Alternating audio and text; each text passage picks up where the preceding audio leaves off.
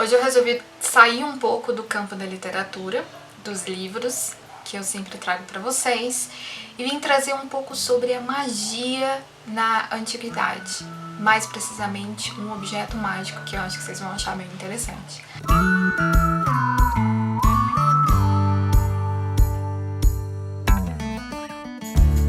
Bem-vindo você que é a primeira vez aqui no canal, e bem-vindo de volta você que é um seguidor fiel.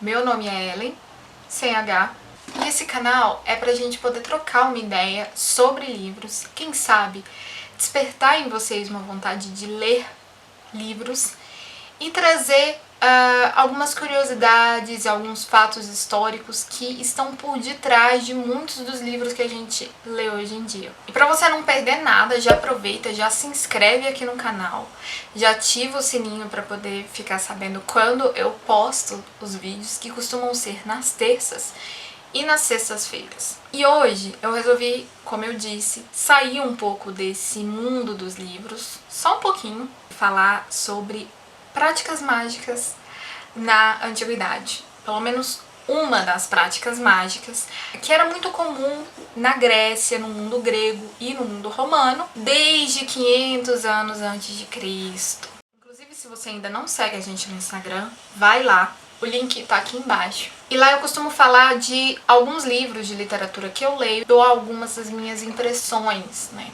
Esta boneca aqui, ela faz parte do acervo do Museu Francês Louvre. Ela faz tanto sucesso lá que ela ficou conhecida, depois que o museu adquiriu essa peça, como boneca do Louvre. Alguns pesquisadores de magia da antiguidade referem essa boneca como uma boneca voodoo, entre muitas aspas, e aqui eu dou muita ênfase nas aspas. Por que a ênfase? Porque o termo voodoo, ele se refere à religião haitiana. E aqui nós estamos falando de práticas mágicas no mundo grego e no mundo romano. Apesar de que a ideia é mais ou menos a mesma, pelo menos em aspectos muito gerais. Qual é essa ideia? Essa boneca, depois de ela ter sido feita, modelada, ela passa por certos rituais mágicos que acabam, em um sentido simbólico, ligar a boneca à vítima. No caso dessa boneca aqui, nós vemos pelo corpo dela que a vítima é uma mulher. Só que não eram só mulheres, não haviam só bonecas mágicas feitas com corpo de mulher, haviam também com corpos de homem. Então, a partir desse ritual e a partir de forjar essa ligação entre a boneca e a vítima, tudo que acontecesse com a boneca aconteceria com a vítima. Seja no sentido físico, realmente. Então, se eu cortasse o pescoço da boneca, a ideia era que o pescoço da vítima também fosse cortado. Ou no sentido simbólico. Aqui eu não vou chamar a boneca de voodoo, como eu disse, não é um nome apropriado para ela, apesar de a ideia geral ser mais ou menos a mesma. Isso aqui é uma boneca, provavelmente muito conhecida como uma boneca, ou como uma efígie. Ou seja, ela representa alguém. Ela foi construída para representar alguém. Essa aqui, que faz parte, como eu disse, do acervo do Louvre, ela foi encontrada no Egito. Provavelmente foi produzida, feita no quarto século depois de Cristo. E aqui eu faço uma ressalva. Apesar de ela ter sido encontrada em território egípcio, não quer dizer que é aquele Egito faraônico. Nós estamos falando de um Egito do quarto século, que passou por muita influência grega e depois influência romana. Então, essa prática mágica aqui, ela coincide mais com as práticas mágicas que é encontrada em território grego, que provavelmente foram feitas no quinto século antes de Cristo. E essas bonecas, elas eram feitas, na maioria das vezes, de barro. E elas geralmente não vêm sozinha, elas vêm acompanhada de uma placa de maldição, que nós chamamos pelo nome latim de defixio, no singular, e defixiones, no plural. O objetivo dessas placas de maldição, que eram feitas ou de chumbo ou de cobre, era fazer uma ligação entre a vítima e a maldição, utilizando poderes maiores, convocando poderes maiores, como sejam de deuses, sejam de fantasmas, sejam de demons. Eu não vou explicar como era a ideia dessa ligação dos deuses ou dos fantasmas, ou a ideia de fantasma no mundo antigo, muito menos o que era Deimos. A maldição também servia para você convocar e você ter poder sobre essas entidades que agiriam de acordo com a sua vontade.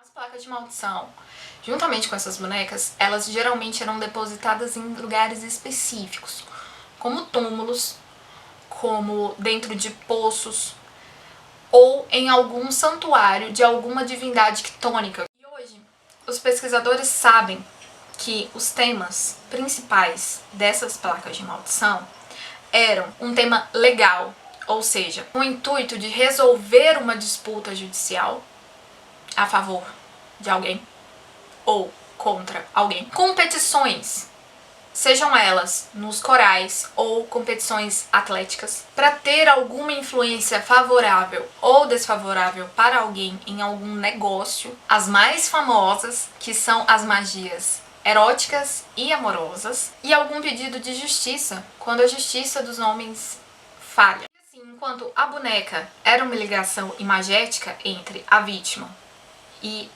o objeto, as placas de maldição, além de imagética, é uma ligação verbal entre a maldição e a vítima. A nossa boneca do Louvre, ela vem com um pacote completo.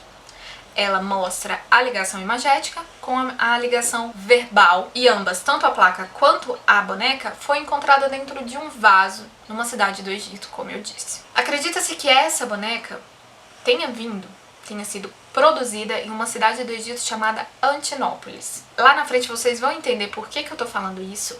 Essa cidade, ela foi construída pelo imperador Adriano no 2º século, em homenagem a um querido dele, um preferido que as pessoas costumam chamar, chamada Antino, que morreu afogado no Nilo quando eles fizeram uma viagem ao Egito. O imperador mandou construir uma cidade e colocou o nome em homenagem a esse preferido dele. E isso vai ser importante mais na frente quando a gente for ver os escritos da placa de maldição. Mas antes que a gente fale da placa, vamos dar uma olhada bem de perto nessa boneca. Como dá pra ver, é uma mulher, ela tá de joelhos, com os pés atados na parte de trás, junto com as mãos também atadas. E ela tá perfurada em 13 lugares, isso é importante, com agulhas de bronze nos 2 olhos, nos 2 ouvidos, na boca, no topo da cabeça, na palma das mãos, na sola dos pés, no plexo solar, no ânus e na vagina. Essas bonecas, não caso dessa, elas poderiam não estar com as agulhas, mas elas poderiam ter marcas de unhas, de como se unhou para poder fazer uma ênfase no local em que se estava fazendo aquela marca. E agora vamos dar uma olhada no texto do tablete. Graças a esse texto, nós podemos saber tanto o nome da vítima quanto o nome da pessoa que está encomendando a prática mágica, realizando a magia. Deposito este feitiço de ligação com você. Deuses do submundo: Plutão, Icoro e Perséfone. E Adonis, também conhecido como Barbarita. E o submundo Hermes, Tote. E Anubis, detentor das chaves do submundo. E com vocês, demônios do submundo, deuses, mortos prematuramente, homens e mulheres, rapazes e donzelas, ano após ano, mês após mês, dia a dia, hora a hora, noite a noite. Eu conjuro todos vocês, demônios, neste lugar, para ajudar este demônio Antinos. E aí a gente faz uma pausa aqui no texto pra gente comentar. Eu tô com o texto aqui na tela, então eu vou olhar pra vocês e vou olhar pra tela. Aqui a gente já vê que ele justamente convoca esses deuses quitônicos que nós falamos. Plutão, Perséfone, Adonis, fantasmas do submundo que a gente não conhece a origem deles. Ele fala vários nomes de fantasmas. Anubis, Hermes, Tot. Eu não vou falar não cabe aqui eu falar dessa ligação entre esses nomes, eu vou explicar estes deuses. Estes deuses têm tantas histórias interessantes que merecem um vídeo para cada um. E ele também chama os demônios do submundo, deuses, mortos do submundo, mortos prematuramente, homens e mulheres, rapazes e donzelas. Ele conjura todos esses demons, né, para ajudar um demon em específico, que é o Antinos, né? O Antinos é justamente aquele preferido de Adriano que faleceu no Rio Nilo e foi elevado à categoria de Daemon. Então, essa história, basicamente, eu vou deixar pra outro vídeo também, porque senão eu ficaria aqui o tempo todo falando sobre Antino e Adriano. E aí ele convoca essas pessoas pra poder ajudar Antino na empreitada dele, que é, vamos para a outra parte dos escritos da placa de maldição. Desperte para mim e comece a cada distrito, cada quarteirão, cada casa, e liga Ptolemais, a quem Aias deu nascimento, Ptolemais, a filha de Orígenes, para que ela não pudesse ser aparafusada e não pode ser amedrontada e não pode fazer nada que traga prazer para um homem companheiro, exceto eu, sozinho, Sarapamon, a quem Área deu à luz. Então aqui a gente já sabe o nome da mulher que está sendo enfeitiçada e sabemos então que há uma maldição erótica, de amor, e de amor em que o solicitante da magia, o Sarapamon, não quer que ela se envolva com nenhum outro homem. Eu te conjuro, demônio fantasma Antinous, no nome que traz medo e tremor, o nome ao som do qual a terra se abrirá, o nome ao som do qual os demônios são tomados pelo medo e terror, o nome ao som do qual rios e rochas se quebram. Eu conjuro você, o demônio fantasma Antinous, aí ele fala um monte de nome de fantasma, dos deuses que ele quer que ajuda, Antinous. Então você tá vendo que aqui ele tá convocando, clamando mesmo Antinous para poder ajudar a prender, né? Prender amorosamente Ptolemais. Não ignore eu, demônio fantasma. Não ignore eu, demônio fantasma Antinous. Mas desperte para mim e vá para cada distrito, cada quarteirão, cada casa e traga-me Ptolemais, a quem Aias deu à luz, Ptolemais, a filha de Orígenes. Restringe a sua comida, sua bebida, até que ela venha a mim, Sarapamon, a quem Área deu à luz. E não permite que ela seja penetrada por qualquer homem que não seja eu, sozinho, Sarapamon. Arraste-a pelos cabelos, ponha coragem, até que ela não mais me desdenhe. Sarapamon, a quem Área deu à luz. E até que eu a tenha, Ptolemais, a quem Aias deu à luz, Ptolemais, filha de Orígenes, subserviente a mim por toda a extensão da minha vida, me amando, desejando, me contando o que ela tem em mente. Se você fizer isso, vou dar-lhe a liberdade. Então, ele quer porque quer que Ptolemaia seja dele em todos os sentidos. Tem que servir a ela, tem que estar com ele pelo resto da vida e tem que ainda falar o que ela pensa. E se Antinous, o Daemon fantasma, fazer isso, ele o libertará. Então você tá vendo uma relação assim, uma pretensão de uma relação muito saudável, né, Brasil? Então assim, e a gente vê que as relações tóxicas existiam e ainda existem, infelizmente. A noção de posse, o desespero de se apelar para práticas mágicas, algo que era comum, apesar de proibido. As práticas, as maldições eróticas eram proibidas e ele mesmo assim apelou para isso em uma relação que hoje nós sabemos que não é nem um pouco saudável.